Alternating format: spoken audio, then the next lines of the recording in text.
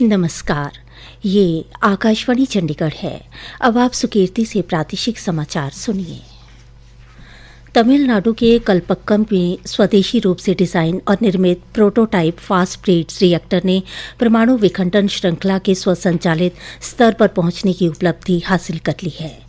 इसके साथ ही भारत के परमाणु ऊर्जा कार्यक्रम में एक महत्वपूर्ण उपलब्धि दर्ज हुई है। प्रधानमंत्री नरेंद्र मोदी ने इस ऐतिहासिक उपलब्धि की सराहना की है। कल रात सोशल मीडिया पोस्ट में श्री मोदी ने कहा कि भारत अपने नागरिक परमाणु ऊर्जा यात्रा में एक निर्णायक कदम उठा रहा है, जो देश के 3 चरणों वाले परमाणु कार्यक्रम के दूसरे चरण को और आगे बढ़ाता है। राज्यसभा के सभापति सीपी राधाकृष्णन और लोकसभा अध्यक्ष ओम बिरला ने मुख्य निर्वाचन आयुक्त ज्ञानेश कुमार के खिलाफ महाभियोग प्रस्ताव को खारिज कर दिया है। राज्यसभा सचिवालय और लोकसभा सचिवालय ने अलग अलग जानकारी देते हुए बताया कि प्रस्ताव पर विधिवत विचार और सभी संबंधित पहलुओं के निष्पक्ष आकलन के बाद राज्यसभा सभापति और लोकसभा अध्यक्ष ने इस प्रस्ताव को स्वीकार करने से इनकार कर दिया।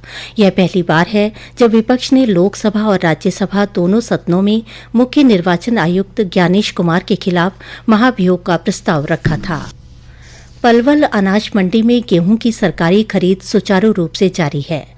आज मंडी समिति के अध्यक्ष पंकज विरमानी ने बताया, मंडी में गेहूं की फसल को लेकर आने वाले किसानों को सुगमता से गेट पास मिल रहे हैं। श्री विरमानी ने बताया कि मंडी अभी तक 1,82,461 क्विंटल गेहूं की आवक हुई है और खरीद एजेंसियों द्वारा 1,36,943 क्विंटल गेहूं की खरीद की जा चुकी है।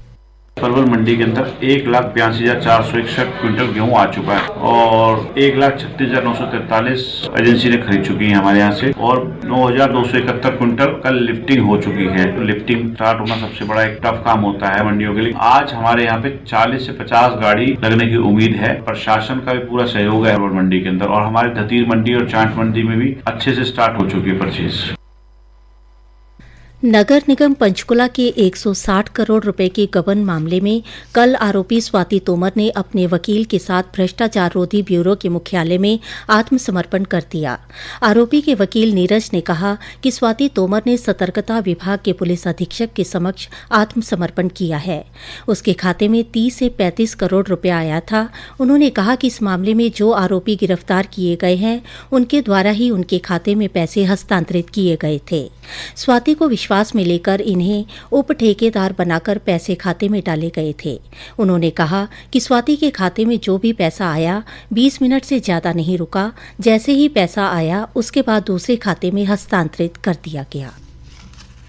मौसम विभाग ने आज और कल हरियाणा में कुछ जगहों पर ओलावृष्टि और कुछ जगहों पर 40 से 50 किलोमीटर प्रति घंटे की रफ्तार से तेज आंधी चलने और गरज के साथ बिजली कड़कने की संभावना जताई है। मौसम विभाग ने कहा है कि आज हरियाणा और चंडीगढ़ में कई जगहों पर हल्की से मध्यम बारिश हो सकती है, जबकि कल भी कुछ जगहों पर बारिश होने का अनुमान है और उसके बाद मौसम सूखा रहने की संभावना है। मौसम विभाग ने कहा है कि बारिश से अधिकतम तापमान में 48 घंटों के लिए 4 से 6 डिग्री सेल्सियस की गिरावट दर्ज हो सकती है और उसके बाद धीरे धीरे 5 से 7 डिग्री सेल्सियस की बढ़ोतरी होगी। हरियाणा राज्य महिला आयोग अशोक विश्वविद्यालय की एक महिला छात्र से संबंधित मामले की निष्पक्ष जांच के लिए सीबीआई को पत्र लिखेगा। शिकायत के अनुसार उनकी बेटी, जो अशोका यूनिवर्सिटी सोनीपत में पढ़ाई कर रही है, पिछले कुछ समय से परिवार के संपर्क में नहीं है। बेटी की फीस लगातार जमा हो रही है, लेकिन विश्वविद्यालय प्रशासन उसकी स्थिति को लेकर कोई स्पष्ट जानकारी नहीं दे रहा। राज्य महिला आयोग की अध्यक्ष रेणु भाटिया ने बताया कि इस संबंध में परिजनों ने पुलिस में भी शिकायत दर्ज करवाई थी। जांच के दौरान पुलिस को छात्रा की आखिरी लोकेशन एक प्रोफेसर के घर पर मिली, लेकिन जब तक पुलिस वहां पहुंची, छात्रा और संबंधित प्रोफेसर वहां से जा चुके थे। बाद में यह मामला रोहतक अदालत में पहुंचा, जहां छात्रा और प्रोफेसर दोनों पेश हुए। अदालत में छात्रा ने अपने माता पिता के साथ जाने से इनकार कर दिया।